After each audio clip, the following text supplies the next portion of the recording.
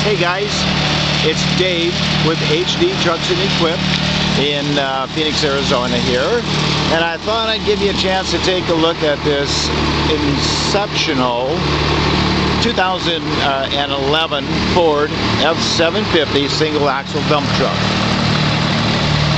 Nice piece. Part of a very large fleet. This is the last one that we have.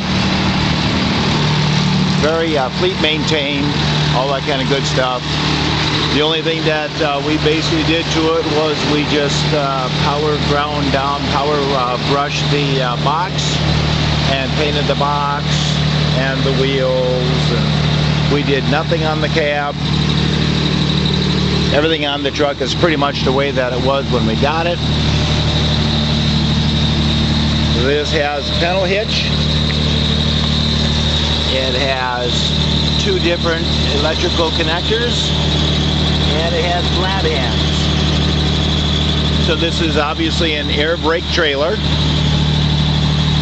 with the optional trailer brake control system. That is a power cargo tarp system, 100% functional. Got a little open toolbox area there.